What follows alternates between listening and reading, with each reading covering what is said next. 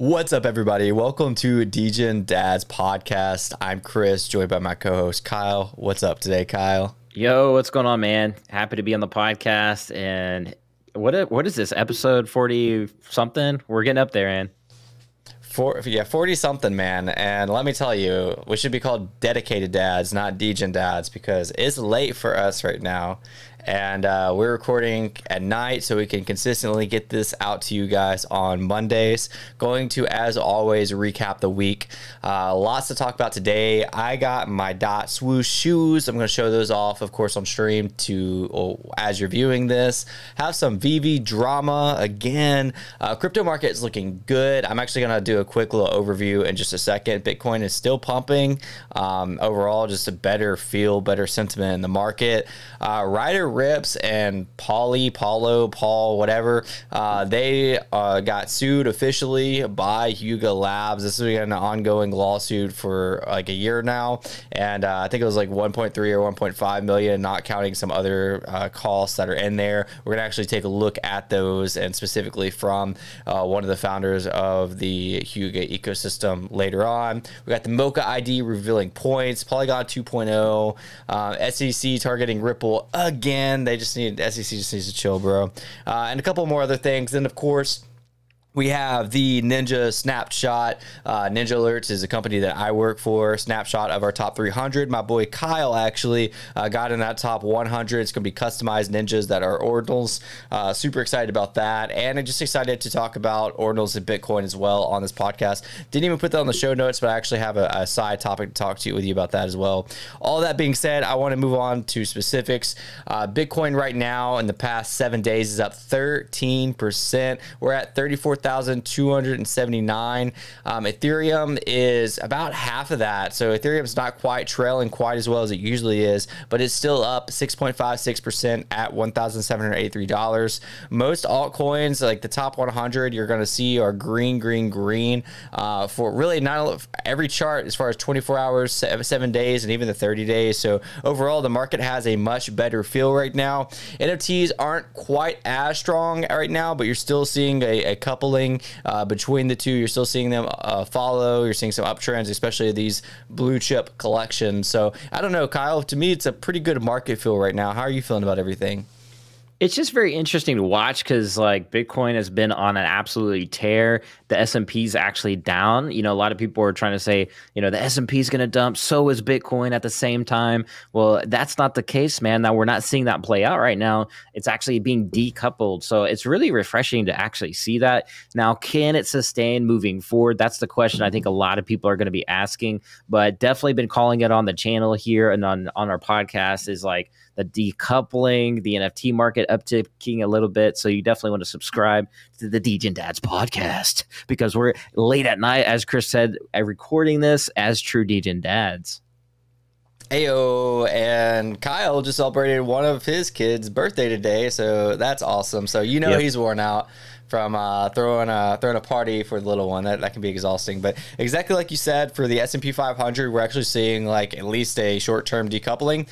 What to expand on that? Like, what does that mean if you're watching this or you're just not familiar with any of this? That's kind of one of the goals, I would say, for Bitcoin is to not correlate with the stock market, because over the recent years, that's what it's done. Stock market goes up, Bitcoin goes up. Stock market goes down, Bitcoin goes down. But Bitcoin is now hopefully also be considering like a de-risk asset. So essentially, like if you have like people all over the world not fully trusting their currency, then they're going to put it into Bitcoin so that they can have like that freedom of transaction and that freedom period. And you might be seeing that even in times of uncertainty and possibly war across the world, of people kind of going to Bitcoin as like a safety net, opposed to going to Bitcoin as a means of investment for a higher value. And that's just like one of the many like cool parts of Bitcoin that my nerdy self gets excited about. I don't know, what's your thoughts on that, Kyle? Yeah, dude, like it's a long time coming for this to happen and actually see play out, because a lot of the OGs in the space, man, have been waiting years. I mean, that's the whole sole reason why a lot of people are here philosophically, you know, morally or whatever, is that, you know, Bitcoin is that hedge of protection against these currencies that continue to be, you know, inflated into infinity and printed into infinity. So it's really refreshing to see a decoupling like this. Now, it doesn't really bode well for certain currencies out there, which is pretty unfortunate. But as we move forward, hopefully, again, there's other ways that possibly are on the table for traditional people to get into Bitcoin, looking at spot Bitcoin ETFs and all that good stuff. So the future seems pretty bright, despite everything going on in the world, despite all the things, macro inflation or macroeconomics not looking too hot, possible recessions, but Bitcoin, man, is doing really well. So again, it's one of those exciting times to be in the space, even though it looks a little grim on the outside. Yeah, we can't ignore the Bitcoin ETF possibility, and that could be part of the reason why we're seeing why it's looking like a decoupling, but it could just be everybody's like trying to front run the ETF. So we talked a lot about that either last week or the week before, but essentially the SEC is kind of being backed into a corner of like, mandatory mandatory decisions over some ETFs. And if the ETF is approved, I mean, you could see massive liquidity from institutions coming in from coming into Bitcoin. And it's like retail investors have had years and years at this point to be able to decide whether they want to get in before these massive institutions. So you're kind of seeing people like want to try to front run that decision. Yeah, you could see people putting in longs, possibly too, like you said, front running it, adding in long positions, and kind of multiplying that kind of effect as well. So we will see, and it's kind of paramount that it holds these levels, but time will tell as we move forward for sure. Now there is, I guess, some drama in the Veve community. I don't know if you want to talk about that, but or you want to keep cooking on this topic. Yeah, I'll let you. Yeah, I want to say one more thing. So, like, we're doing that ordinal snapshot with our ninjas, and I'm not saying this to inflate our project price, whatever. I'm saying this in general. It's a cool concept. Is one of the people that I listen to a lot, illustrated it like this. There's Bitcoin and there's ordinals. Okay, so ordinals are inscriptions on Bitcoin. They're literally inscribed on each Satoshi. So it's a little bit different than Ethereum NFTs because NFTs they're on Ethereum, but they're not like, most of them are not on chain, and they're definitely not inscribed, on that. So he kind of compared it with Bitcoin being gold and then ordinals being jewelry. Like ordinals, and I actually want to expand on this topic too. So ordinals being this thing that you flex or has utility, has arts as a tool, other people, and then there's art, and then other people have like other means to do it. But basically like, your bracelet that you're wearing, you can barely see this, it's kind of small, or your necklace, we're talking about your D-Gods necklace earlier, how you had it outside the hoodie, and all that, like this is, all that stuff is valuable. But at the end of the day, because at the end of the day, you could melt it down and it be like, and it'd be like gold, if you melt down gold. Now, ordinals are like that to a smaller extent because if you melt down your ordinal, it's just one Satoshi, but it's still cool. Like it makes sense in my head because you're kind of like building things out of things that already exist, that already have an attributed value.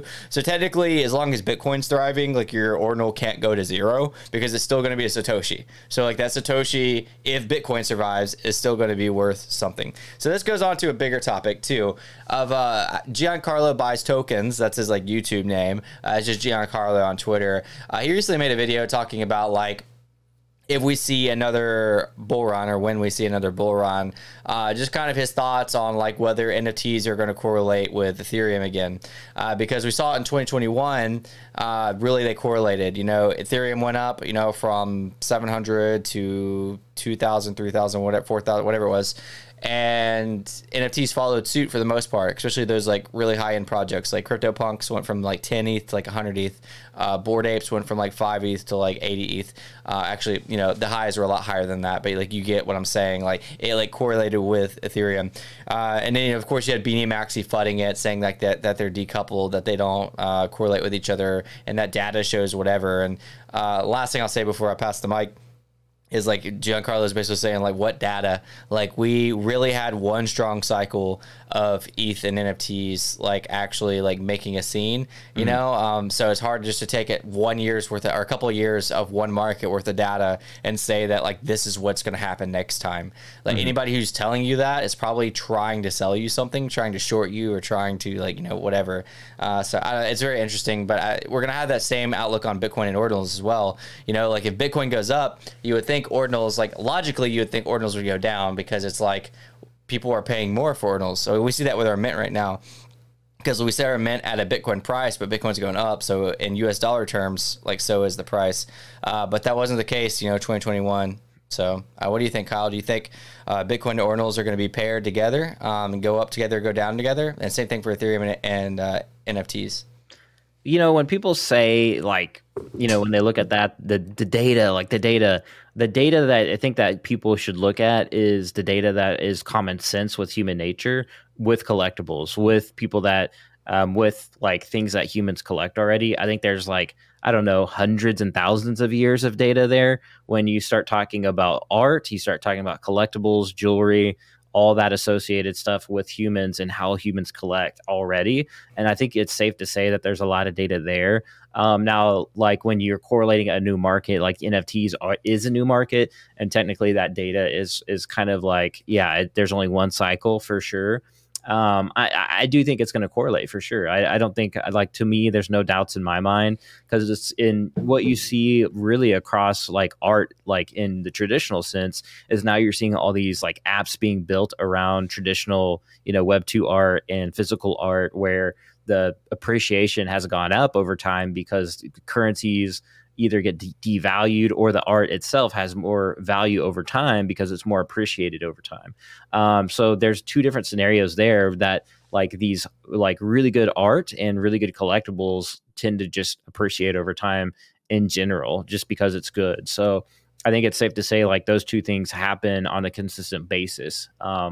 So that's what I look at. I look at the human condition, you know, I look at human nature, and common sense when I look at stuff like this, and not just like, do these two things correlate? It's like, no, let's look at human nature and what human nature has to say over like thousands of years, you know? So anyways, that's my kind of thought on it. I don't look at data the same as, like, most kind of traditional investors, nor do I look at it as new investors as well. So some guys are just technical analysis, or you get guys that are just fundamental analysis, but I'm more like a guy that approaches things, like, from every single angle and every single, like, thought pattern, and how those affect each other, and even looking outside of that, outside of the box, the macro and other angles that might possibly play into it, like psychology and things like that. So I know that was like a long answer, but my brain was just, like, rolling, you know, like, was just, the gears were just turning in my head when you were talking about all that.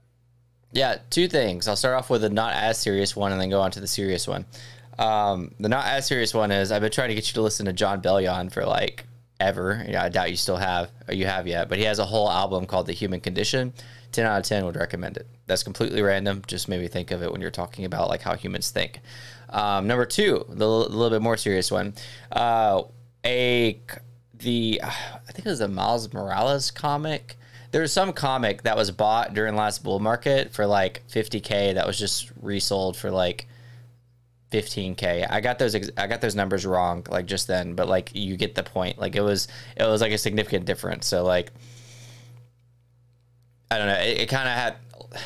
It's a lot of human psychology, and when things go up, like, people make money, they, like, want to treat themselves. And again, going back to Giancarlo's video, one thing he said that, like, made sense to me is, essentially, if you gave a bunch of gamers, like, a stimmy check, like, just a lot of money randomly, what are they probably going to spend some of their money on? They're probably going to spend some of their money on, like, skins in games. Like, they're probably going to buy some CSGO crates, or they're probably going to buy some, like, Call of Duty skins or Fortnite skins. So what do you think is going to happen when crypto gets a stimmy check? Like, what happens when if everything you own, like, 2x's, 3x's, 4x's, like, for a lot of people, they might liquidate and just be like, I'm done. But for other people, they're going to be like, oh, this is cool, extra money. I want to buy something nice. I want to buy myself some nice things. And so they will. So I don't know. That's kind of the way I look at it. Yeah, and like with collectibles or comics, even like you mentioned, is sometimes there's even like the factors like they released a new movie or they released a new game, and then the community gets really excited again. And then people are like, "Well, I really want that," and then they get this like FOMO from it, and then they just like all of a sudden the comic value shoots up. You know, those are like those factors too. So there's like all these external factors that people don't necessarily think about all the time that also affect like a certain comic or a certain what collectible or whatever, right? Apple drops a new iPhone, all of a sudden the iPhone 1 sealed goes for it's, you know, I just saw a post going for $80,000 now. So the more Apple does and the more success Apple like keeps dropping all these generations, it's like the more the iPhone 1 goes up. So sometimes it's not so straightforward, and it's not just like you know, hey, let's just use one set of data. It's more like I think of it, let's use all the data outside of the data that you're looking at. Like there's all these other external variables that come into play as well. Let's think about those too.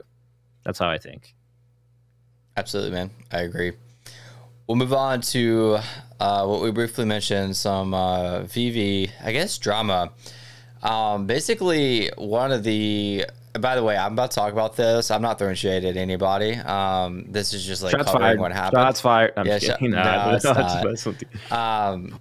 Yeah, I guess Veve Vault got into it with Veve yet again. And it looks like he's like completely out. Like, I don't know. Like he said he's selling his Twitter. He said he's selling his YouTube, which by the way, Vault, if you're watching this, I'd be interested to buy your YouTube, possibly. I'll offer $1 more than Chris, though. Just $1. Yeah. That being said, though, he apparently sold his Twitter, but the guy who he sold his Twitter to apparently tried to like scam people. And so he took back his Twitter. I don't really know the whole ins and outs of it. The only reason I'm mentioning it is because I mean, Veve Vault's huge in the community, man. Like he's been one of the largest content creators in Veve like since the beginning. I really, honestly, like, I hate to see him go. Like I know like there's been a lot of controversy around him, but it's just like I hate to see anybody that's been here since the beginning, like really grinding it out day in and day out, leave. And yeah, I hate that it happened, but I guess here we are. And I'm also interested to see what happens with his Twitter now, because it's kind of like I sold it to somebody. Oh, wait, I took it back. But now it's like I don't know if that person is lying. Like if he actually did sell it, now it's like I don't know if that person's trying to act like him and like scam people. I don't know. Well, I know that Veve Vault has 2 accounts too. So I think he's got the larger OG Vault account. So that's like something you can kind of cross-verify. Now, I haven't seen too much, I don't think, out of that account. But it is an interesting update. You know, I think a lot of OGs, like triple OGs, like people like me and you that are kind of just around the community still, not as deeply as involved as we once were, because there's, you know, we got jobs outside of, you know, we have our own jobs in the macro, you know, like working really in like literally working with other crypto topics and things we all have to really do our due diligence around. So it's not like we're in Veve as much as we once were. But yeah, it's just like sad to see every time an OG leaves. And you know, look at a guy like Tapstrade, who's like kind of just randomly just stopped making content. And I don't know what has happened to a guy like Taps, and maybe he comes back. Perhaps I would love to see Taps come back in general, not just to make just Veve content. I'd love to just to hear and see him make just content in general. But nonetheless, like, yeah, it is always one of those things, like anytime a big OG like kind of just you know calls it quits or whatever, it's always kind of like, oh, man, that's crazy. You know, it does kind of hits you at home a little bit, knowing that like what was once a I mean, at the time, there was just like an emotional high. I mean, I'm sure you can relate, Chris, like in the OG days, like things were popping off. Like it was just a time to be alive, man. And so the community was just wild. Good times, man. Yeah, I mean, it's such a community. And I think at the end of the day, like, you know, I don't know, it's just fun to be a part of in the early days and be around some of those OGs. Yeah, and I got to meet Vault as well at the Decon, which was my first Decon as well, I think so. That was good. Yeah, no, we need to do that again. I don't know. That's just a lot of nostalgic, you know, like it's been several years, you know, it's like we're going on, it's almost 2024, you know, I think everybody started doing videos in 2021. So Yeah, it's weird, been man. a long time. It's so weird. Yeah, it's been a while. Yeah, and Cavell was stopped for a while too, and literally just came back recently. It's like he didn't know. I don't think he knew that Vault was leaving, but it's funny. It's like he came in at the same time, came back at the same time. It's kind of like a transition. Yeah, it was. Yeah. Now, so I always thought Cavell was going to come back. I think he's just working a little bit more.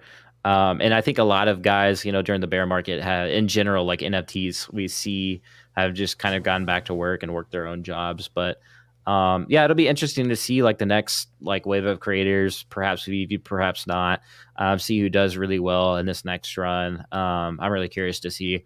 I'll probably still be doing a little bit more Veve content just in general, like around the app and like ideas. Maybe, I don't know. I was watching Cavell videos. He's done some pretty good ones the last couple of videos, like ways Veve can improve and things like that, which I do agree with a lot of the content. I think people view it as like, critical or like FUD almost. And I'm like, no, I think they're just trying to tell like how platforms can improve in areas. And I think that's okay to do. It encourages people to think. And I think that's always a good idea.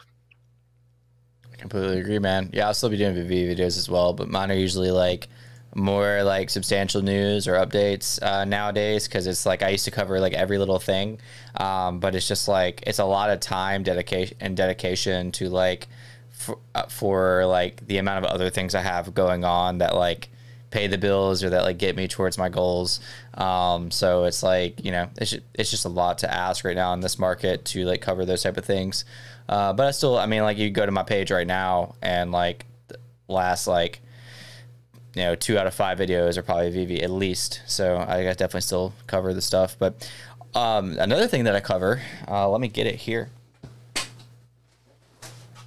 See how Chris pronounces this. Yeah. Let's hear it. Yeah. All right. We got these. Wait, what do you mean how I pronounce it? These beautiful. Oh yeah, I forgot there is a certain pronunciation. So Kyle, you're probably not gonna be able, you can see that it's not a JPEG, but like this is for the actual pod, bro. At the back it says this is not a JPEG, and I actually forgot the way to pronounce it. It's these are heavy, bro. Like these are like way heavier than I expected. They look like straight clogs. How thick they are. Dude, these things are thick. These things are like thick with like 3 C's, bro. They're like thick. And got that. Actually, I'm gonna wake up my kids, but they're like, Daddy, woke me up. Apparently, if you like hit the what are those? You never said. It sounds dense. You were calling them T-Naj. I was too. It's like Tina J or something. Tina J. That's what they're called. Tina J. These are the Tina J's. Not T-Naj. We were calling it T-Najes, bro. T-Naj sounds cooler. I'm not gonna lie. If you're gonna make an acronym, like make it clear for people, like especially people that like speak about it, like content creators. Say like Tina/J. Well, they didn't even put. They didn't even put like the dots like in between each letter to like abbreviate. Like they just put T-Naj to like leave it up to guess. And then they're like, "Oh yeah, it means this is not a JPEG," and you're like, "Well, I didn't know that, but now I do." It's cool though. The shoes are cool. I think they're like biz cash. Like they're perfect for, in my opinion, for like crypto Web3 events. I think that they fit like really well with that. I'm actually wearing those too. I'm not just gonna like my Puma ones. Like I'm probably like I'm collecting those. I'm not gonna wear them, but these I'm actually gonna like wear. Yeah, I'll definitely wear the T-Naj, Tina J's. Tina J's, bro. Tina J's. Tina J's. So on to the next. Actually, you got to show this on stream. I don't even know what section of the video. We're probably like 23 minutes in. But so, what are they called? The what I mentioned earlier with Huga, or AKA Bored Apes, they're officially going through the lawsuit against Ryder Rips and Polly, whatever his name is, Polly. It's 1.5 here. This is from Gordon Goner, which is the co-founder of Huga Labs. 1.5 million plus legal fees, and another $100,000 for our anti-slap of all their BS. Bad day to be a scammer, good day to be an ape. And so yeah, there's that. And then I'll also, if I remember, show this image that people made of basically the apes carrying out the trash, which is Ryder and Polly. A little like quick backstory. I don't want to spend a lot of time on this. Is that they basically copied and pasted the Bored Ape collection and sold it for profit, and they called it, instead of Basie, they called it RR Basie. On top of that, they followed it up with saying that Basie had a lot of ties with stuff that I'm not even going to mention right now on stream because I don't want it to like hurt our channel's viewing. But they made a bunch of stuff, you know, not made up, but like they really went into the rabbit hole of it. But it's an interesting debate at the base because part of it is, well, there's copyright infringement, which is copyright infringement, and then there's defamation. So those make sense. But I would say if I'm going to give them the benefit of the doubt, the gray line that I'm not even too sure if anybody in court realized this would be that you technically can't copy, like, and that was one of their arguments. Like, you can't really copy an NFT because, like, you're not really copying the art. It's like it's another token. You know, so like you're not taking that same token and then selling it as your own. You're selling your own token. It just so happens to point to the same asset. You know, so if you understand what NFTs are, you would understand, or like how they work, like on a little bit more tech level. You kind of follow what I'm saying. Like essentially, most NFTs that aren't on chain are pointing to an asset. So there's just like it's almost like a hyperlink saying this is where your NFT exists. And this is where it gets to where it matters. Does your NFT exist on like an IPFS, like a decentralized storage? Does it exist on a very centralized storage? Whatever. But at the end of the day, it's writers saying, look, I didn't copy them. I'm not selling these apes. I'm just selling this token that just so happens to point to the same thing their token points to. So that was their argument. Yeah, and I think they had another argument in there somewhere, something about the art, like it being generative, and like it's like who owns the art. There's like some underlying like art argument as well around the case, and then they lost. I think they just downright lost every part of the case that they presented, basically. Well, part of their art thing too was like, oh, everything's a derivative. Like these apes are a derivative of monkeys. You know, well, so yeah, it was like a argument of not abstract art. There's another word for it, but it was basically yeah. Oh, silly, then they tried to present like it was freedom of expression, and they lost that argument as well. It's like, you know, this is like not like we're not stealing the. It's like a freedom of expression because I don't remember why, but but they lost that argument as well. But like if they won, it would have been bad, I think, for NFTs in general as well. Like it was like that kind of implications for NFTs because it's like then everybody could just rip off everybody else's NFTs. So it set a very bad example and a bad precedence in the space. So it's kind of a good deal that they lost, in my opinion. Yeah, because that would just be bad. I think that would be a big L if they won because everybody would you would see so many more scam projects popping up, being like, oh well, we're just selling the token, bro. And like you'd see more like Ben.E scammers like joining the space. Oof. Yeah, I said it. Yeah, you said it. And he's an ape, man. It's just he's got like what? He's up to like $8 or $10 million of people just donating him crypto. I'm like, bro, we out here raising kids. Like, send us a couple mil. Like, send the DJ dads a couple mil, man. I'll put my wallet out there. It's KyleWilson.eth. Send me some millies, baby. Come on, like. How does this guy like raise that much $1 million on like launching a token? Just saying he's going to launch a token. Like anybody can launch a token. It's not that hard, you know? Yeah, he just launched Beg, like the ticker Beg. Oh my god! Yeah, that's ridiculous. And let's see how many people sent so far. I'm about to look up the ENS real quick. That is crazy. I mean, at this point, like as Bitcoin is just like starting to take off. It's like I just don't see the meme coin like that being the meme coin I'm going to put my money into. You know what I mean? Like, that's just not my vibes. There's $8.2 million in this wallet. Blows my mind, bro. Like, I mean, maybe Ben one day it turns out to be a great guy. I don't know. I don't know the guy. I kind of just casually bash him on the podcast without knowing him. Maybe we'll get him on the podcast one day to say like, hey, bro, like, well, what's the deal with all these tokens you're launching, and like, what have you done with all this money? Like, have you put some of this money back to good causes? Like, what's up with that? You know, where's this money gone? You know what I mean? Maybe we'll ask him that one day. Yeah, But Maybe as it you'll ask them stands, that it one just day, like man. the most degen behavior I think I've ever seen out of being in crypto. This entire market is that. It's hard to wrap my head around, honestly. And it's the same Yeah, people that keep sending him money probably too. Like I know you're kind of Wes. asking it I know right. Wes. You're out there thinking Wes keeps saying he's going to build the next Bored Ape Yacht Club. I'm like, no, I don't think so, buddy. I don't think that's going to happen. I love you, Wes, but it ain't going to happen. No, bro, don't trust this dude for real. I don't know who all follows him, but don't trust Who's him. going to build up the next Bored Ape Yacht Club is going to be the Bored Ape Yacht Club. That's the only people that's going to be the Bored Ape Yacht Club. I agree.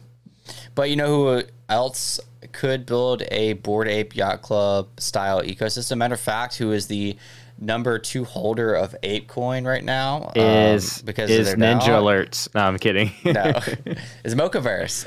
Yeah. And they apparently just launched something. You want to talk about it?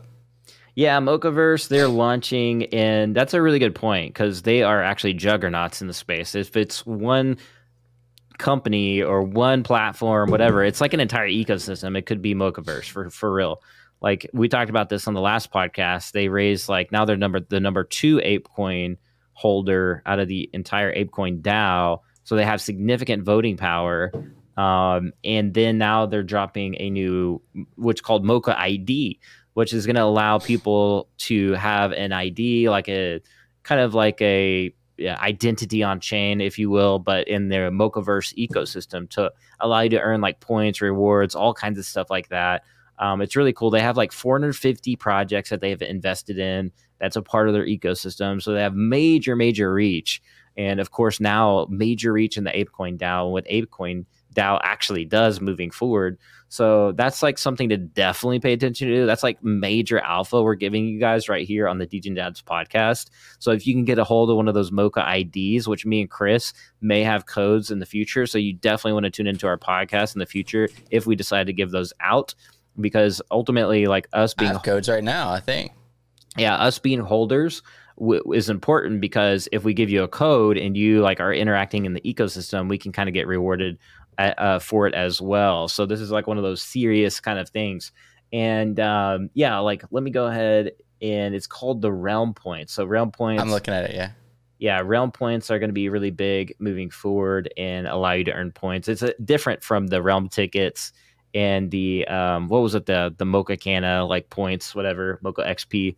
So this is completely different. And as long as you have a Mocha ID, you can have these Realm Points. And all you have to do is partake in these fun events that they always got going on, and giveaways and community ran stuff. And probably in the not so distant future, all the games that are launching, you're talking about like Phantom Galaxies, Rec League, all these cool games that they're like a part of, and probably going to have to do with Ape, in my opinion, Ape DAO in the future as well. Just how significant of a holder they are. So I think this is definitely some big alpha right here. What's your thoughts? Where you can read some I'm of that if you want excited. to. Yeah, I'm excited, especially as a holder. So Yeah. we knew about the identity already, of course. I think we both already like Yeah, we tried to did. get ours and got the codes. Well, Mocha holders get so if you're a Mokoverse NFT holder like me and Chris, you're going to get early access to the Mocha IDs. But everybody else kind of has to you have to be grinding for it to get that early access. There's IRL rewards as well. That's really cool. Mm-hmm. Yep. You earn through social quest attribution from your invite codes.